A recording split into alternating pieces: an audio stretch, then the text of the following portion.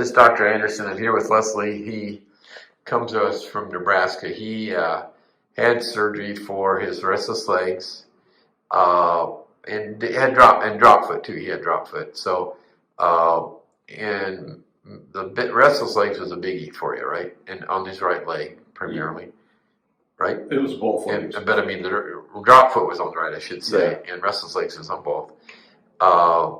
And maybe real quick, just explain what was sleeping like before and what it's like now, because it sounds like you had a lot of interruptions in your sleep. My sleep was quite interrupted or fitful. I maybe only sleep Right. 2 to 3 hours, and then my restless legs would kick in, and Right. I'd have to get up and walk around. Right. And pretty much now, I can go to bed and sleep 6 hours 6 hours straight no most problem. nights? Okay, excellent. So, and you weren't taking medication back then, where you just No. didn't want to go that route. Right. Okay.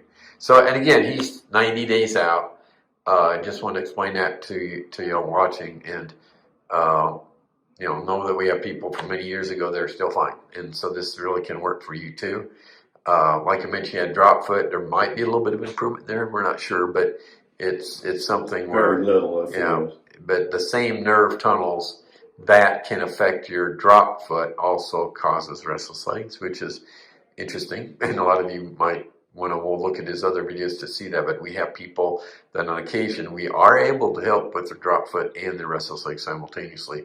And it's usually because of a nerve tunnel right below the knee joint called the common peroneal nerve that we can have a positive effect on both. So anyway, we appreciate you coming all the distance to come in here, and appreciate that you're doing better. On both legs, his restless legs are much better, folks. So know that it's a real possibility for you.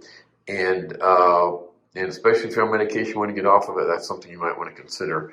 And please think about getting my book, A Perfect Night's Sleep, on Amazon. You might want to read that to learn a bit more about why we think that compression causes restless legs. And I like to actually call it restless legs compression syndrome, because there's that much pressure on these nerves.